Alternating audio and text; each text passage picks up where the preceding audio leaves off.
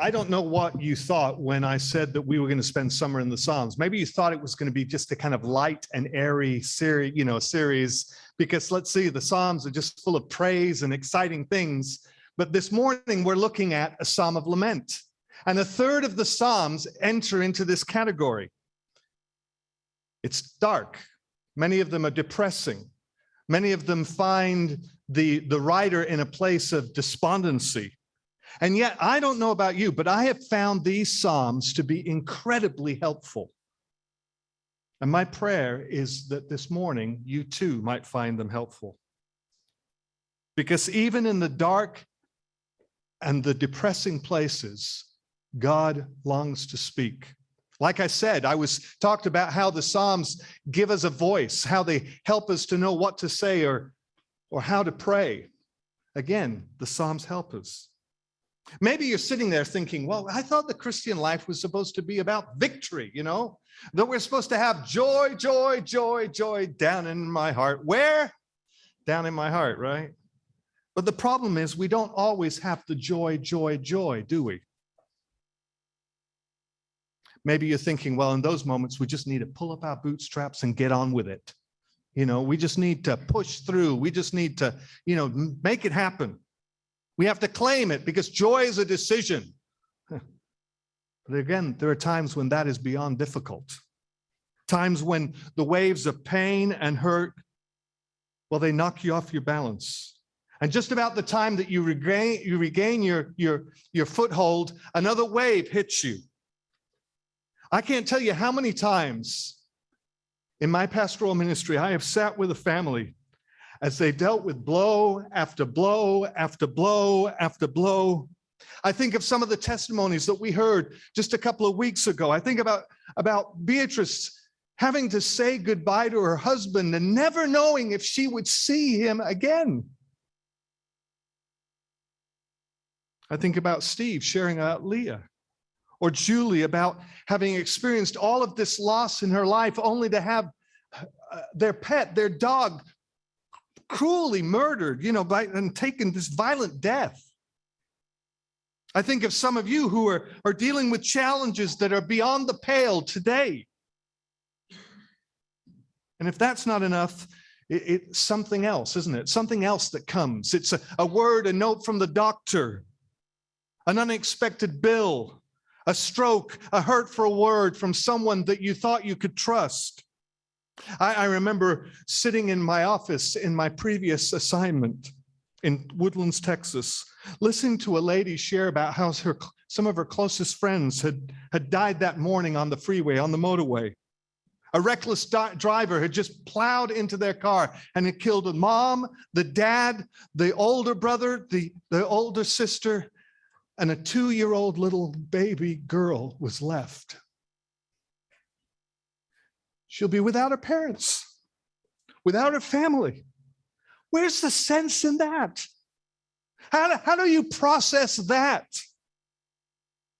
I mean, what do you do when you've hit bottom and the bottom falls out?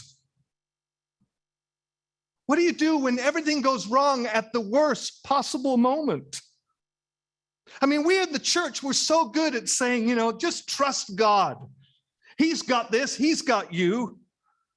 And while that's true, sometimes those words seem more like a slap in the face than helpful. Then there are those who, like Job's friends, who suggest, well, you need to look in the mirror. I mean, it's obviously not God's fault where you're at, which is in a sense saying it's your fault, right? Job, you sinned. That's what they told him. And yet the truth is that bad things happen to good people, righteous people. Just ask Job, Joseph, Jesus. I could go on. Bad things happen, and sometimes they happen to the best of us.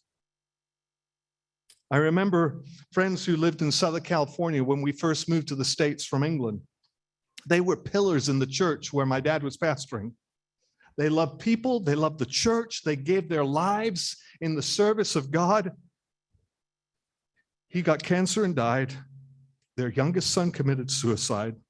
Their house burned to the ground, and their eldest son lost their child in a tragic car accident, all in the course of 3 years. I mean, nobody deserves that, do they? Not least them. And I think it's in these places, and some of you are there today, that the Psalms of Lament help us. You heard it proclaimed by both Ellie and Gino. I hope you recognize the movement in the psalm. There are really 3 sections in this psalm, and there are sections that we need to recognize. I love to sing, and there are occasions that songs end. Have you ever had a song end and it doesn't resolve, the chords don't resolve? Because we like resolution, don't we? We like things to be resolved. And not just in the songs we sing, we want it in our lives. We want it in our thinking and in our stories. I mean, if a movie ends and we don't know the ending, well, what happened? How did they get married? Did they, what took place? And we hate being left there in that place. Even in the church, we hate it. We much prefer to run to the resurrection than sit at the foot of the cross. But I wonder if this morning we might pause in this unresolved place, because that's where this psalm begins. I mean, there's no polite address, is there? There's no recognition of who God is. No bless the Lord, no praise the Lord. The psalmist just jumps into the deep end without any water wings. And he begins to launch this quiver of arrows in God's general direction. But these arrows, these questions, are not an opportunity for dialogue with God. He's really not interested in hearing a response. He's upset. He's ticked off. He is angry. You might say they're rhetorical questions used to make a point. He's laying blame for all the wrong that is going on in his life at the feet of God, and he's holding him responsible. I wonder if you've been there. I want you to know that you're not alone. Let's be quiet for a moment and listen. Maybe cry out.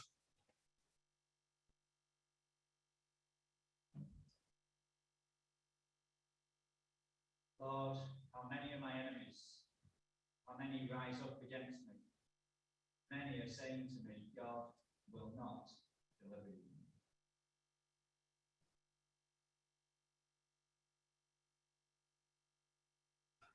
Why don't you stand far off? Why do you hide yourself in times of trouble?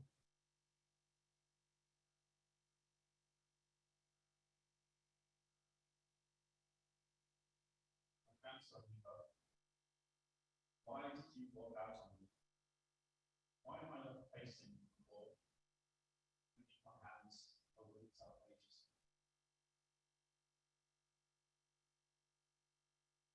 God, why have you rejected us forever? Why? Why does your anger smouldering as the sheep of your pastures? You led them to people. You purchased them to go. The people with you.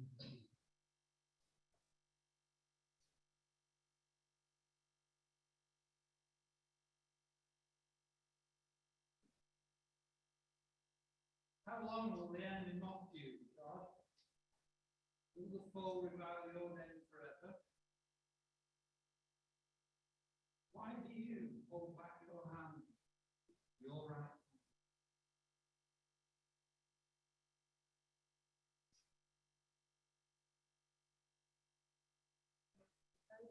Save me, O God, for the waters have come up to the neck. I sink into the miry depths where there's no foothold. Come into the deep waters, the floods engulf me. I am calling for help. My throat is parched. My eyes fail. My God. Those who hate me without reason outnumber the hairs of my head.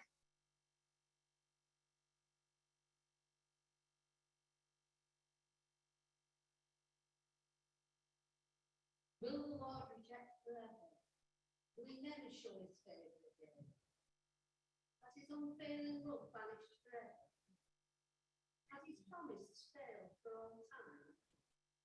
Has God forgotten to be merciful? Has he in anger withheld compassion? I find no escape. My eyes are dim with grief. Lord, do you reject me? Have you put me in the lowest pit, in the darkest depths?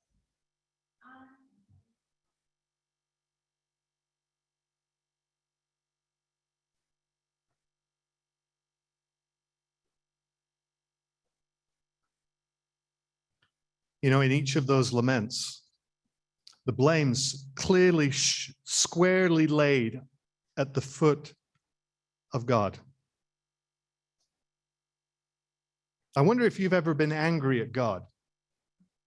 Maybe you're afraid to admit it, at least in here right now, right? We struggle with the idea that we can get angry with God. After all, he knows best, right? And maybe you find yourself shifting a little uncomfortably as you listen to this and think about it. But guess what? Laments, all of those laments that you heard were from the scripture. It's okay to cry out. But one of the things that I discovered in my preparation is that our laments should move us to prayer. Now, that movement takes time. It doesn't happen like that. It takes space, waiting. But we yell, and then we ask him to do what we can't do. And there's this shift that happens in verse 3. The psalmist moves from blame to petition. It's like he says to God, do something. And if you're wondering why he moved this, we see this movement, I think it's becomes apparent in how he addresses God himself. Did you notice the qualifier? The psalmist speaks now of my God. He speaks of relationship and connection. Where in the opening of this psalm, it's clear the psalmist isn't waiting for a reply. In this second movement, there's this plea for God to act, to speak. The psalmist, he wants God to move. Even as he's asking amidst tears and struggle, even as he fails to understand, even as he cannot see the future. And the truth is, we can lay these hard, overwhelming, raw things at the feet of Jesus. Remember the man who came to Jesus with a son who was obviously disturbed? He asked Jesus to heal him if he could, the man said. And Jesus says, if? And the man replies, well, I believe, help my unbelief. You know, I think it's really interesting that Jesus doesn't walk away and say, well, that's just not good enough. He instead reaches down and touches that boy, doesn't he? And I think sometimes we might find, especially in places, these dark places, that our prayers are weak, that they lack this real faith that we think we should have. But maybe we should remember that it's not our faith that brings the answer. It's not our strength that makes the difference. It is the strength of the one to whom we pray. So maybe this morning, we should be willing to bring our weak prayers for things that are overwhelming and heart-wrenching, that we should bring them to Jesus. Paige is going to come and she's going to sing for us.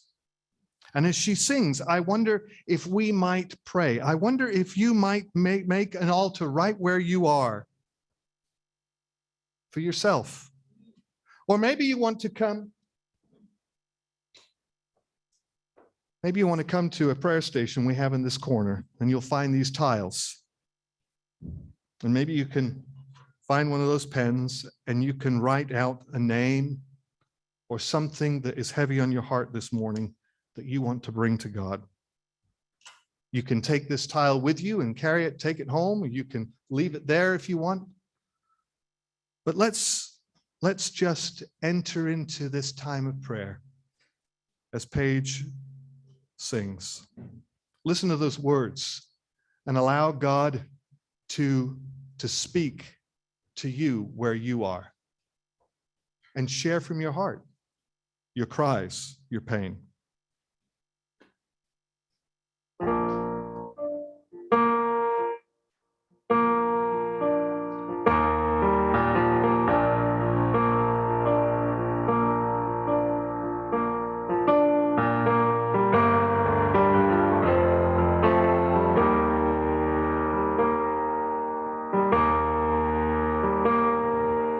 Weep with me, Lord, will you weep with me?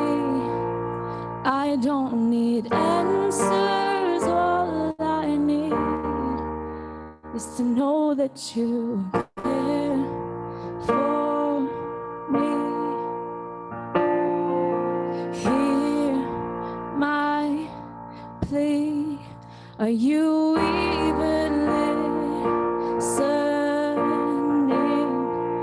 Lord, I will wrestle with your heart, but I won't let you go.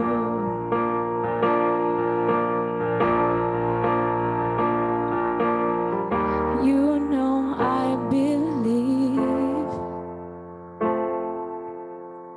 Help my unbelief.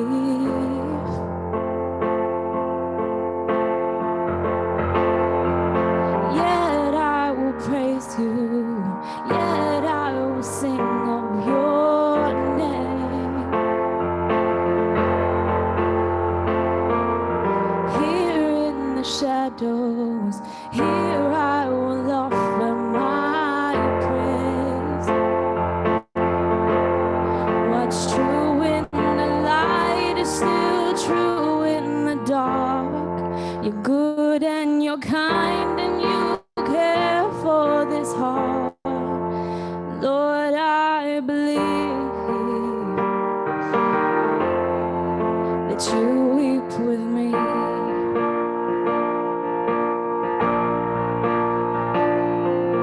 Part the seas, Lord, make a way for me here in the midst of my lament. I have faith, yes, I still believe. You love me. Your plans are to prosper me. You're working everything for good, even when I can't see.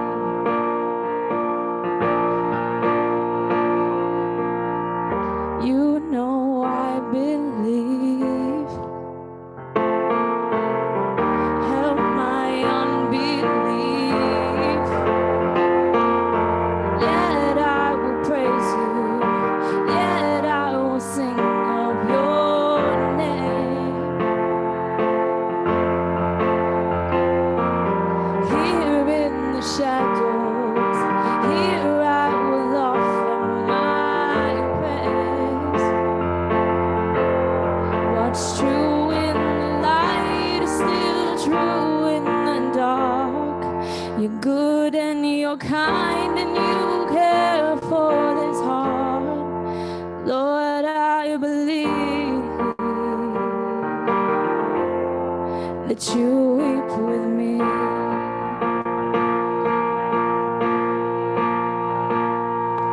Turn my lament into a love song. From this lament, raise up an anthem. Turn my lament into a love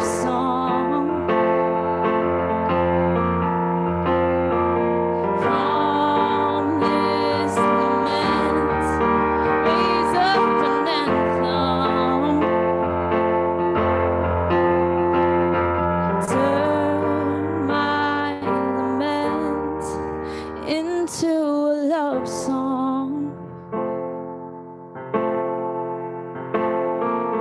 From this lament, raise up an anthem.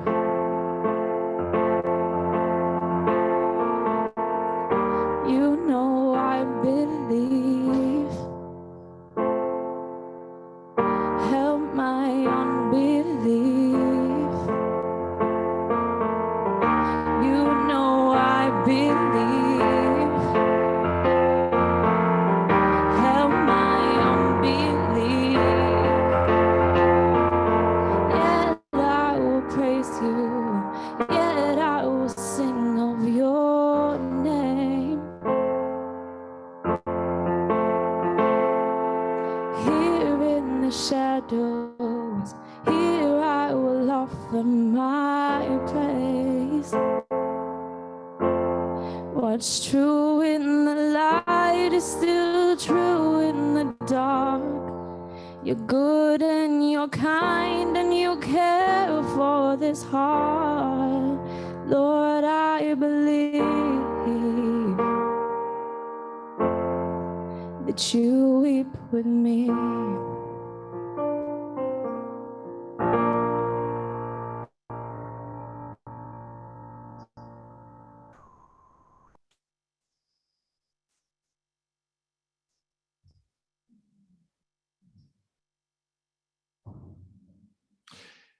It's interesting to me where the psalmist begins with questions.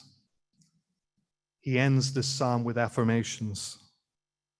Where he begins with blame, he ends with a declaration of trust. I mean, just listen to what he says in those final two verses. But I trusted in your unfailing love. My heart rejoices in your salvation. I will sing the Lord's praise, for he has been good to me. I don't know about you. It almost sounds contradictory, doesn't it? I mean, contradictory to what we just heard. I mean, what is going on here? I mean, one moment he's saying, how long will you forget me forever? The next he's saying, he's been so good to me. The psalmist, as we learn at the end of this psalm, speaks of his trust in the unfailing love of God. I think we've talked about that over the last couple of weeks, haven't we? This love that is steadfast, never failing. But there's something else. Did you notice the tenses that are used? It says, but I have trusted. Past tense.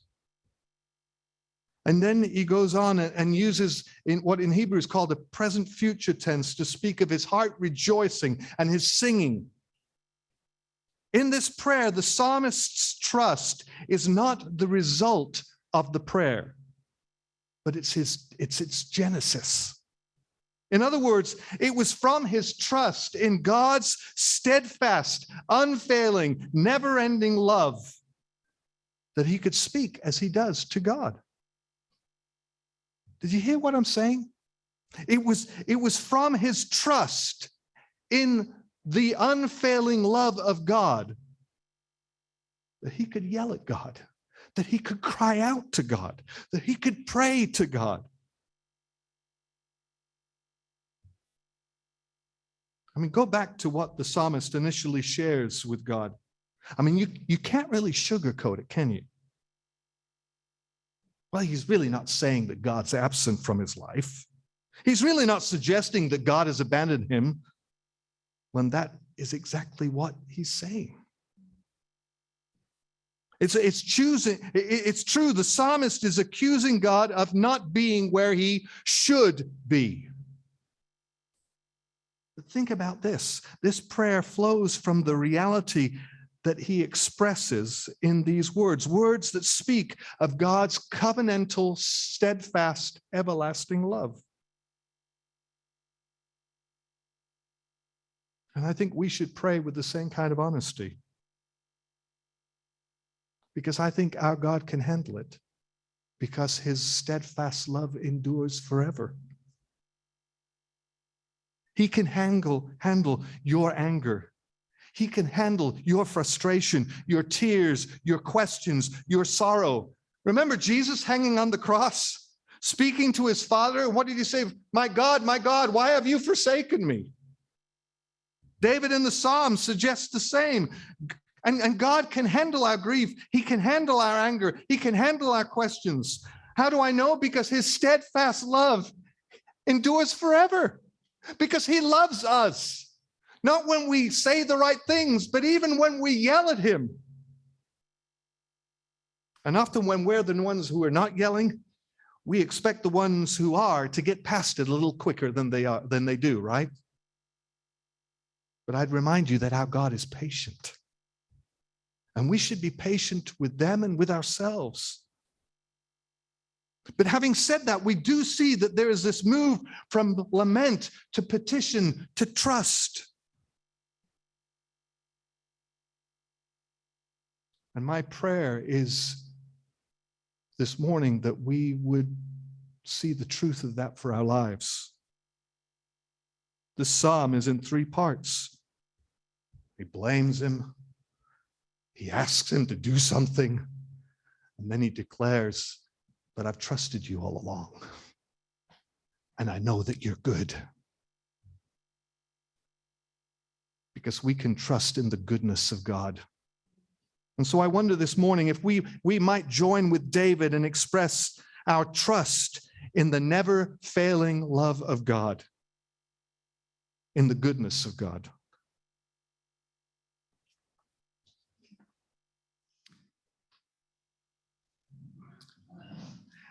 After the doctor told me I was dying, and after the man I married said he didn't love me anymore, I chased a miracle in California, and well, I ended up spending 3 months propped against the wall, and nights that I couldn't sleep, I laid in a tub like an insect. Staring at my reflection in a shower knob, I vomited until I was hollow. I rolled up under my robe on the tile.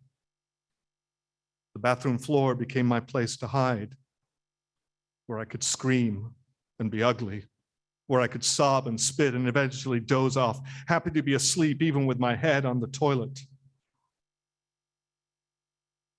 I've had cancer 3 times now. I barely passed 30. There are times when I wonder what I must have done to deserve such a story. I fear sometimes that when I die and meet with God, that he will say I disappointed him or offended him or failed him. Maybe he'll say I just never learned the lesson or that I wasn't grateful enough. But one thing I know for sure is this: he can never say he did not know me. I'm God's downstairs neighbor, banging on the ceiling with a broomstick. I show up at his door every day, sometimes with songs, sometimes with curses, sometimes with apologies, gifts, questions, demands. Sometimes I use my key under the mat to let myself in. Other times I sulk outside until he opens the door to me himself. I've called him a cheat and a liar, and I meant it. I've told him I wanted to die, and I meant it. Tears have become the only prayer I know. Prayers roll over my nostrils and drip down on my forearms. They fall to the ground as I reach for him. These are the prayers I repeat night and day, sunrise and sunset. Call me bitter if you want to, that's fair. Count me among the angry, the cynical, the offended, the hardened. But count me also among the friends of God. For I've seen him in rare form. I've felt him exhale, laid in his shadow, squinted to read the messages that he wrote for me in the grout of those bathroom tiles. I'm sad too. If an explanation would help, he would write one. I know it. But maybe an explanation would only start an argument between us, and I don't want to argue with God. I want to lay in a hammock with him and trace the veins in his arms. I remind myself that I'm praying to the God who let the Israelites stay lost for decades. They begged to arrive in the promised land, but instead he let them wander, answering prayers that they didn't pray. For 40 years, their shoes didn't wear out. Fire lit their path each night. Each morning, he sent them mercy bread from heaven. I look hard for the answers to the prayers that I didn't pray. I look for the mercy bread that he promised to bake fresh for me each morning. The Israelites called it manna, which means, what is it? And that's the same question I'm asking again and again. There's mercy here some way, but what is it? What is it? I see mercy in the dusty sunlight that outlines the trees, in my mother's crooked hands, in the blanket my friend left for me, in the harmony of the wind chimes. It's not the mercy I asked for, but it is mercy nonetheless.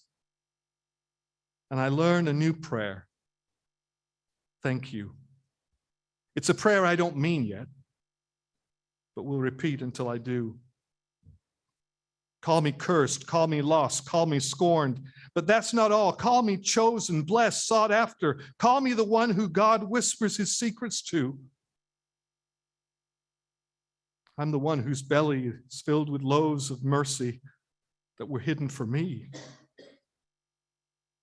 You know, even on days when I'm not sick, sometimes I go lay on the mat in the afternoon light to listen for him on the bathroom floor.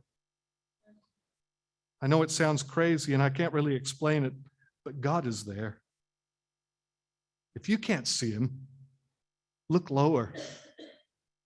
God is on the tile floor in the bathroom.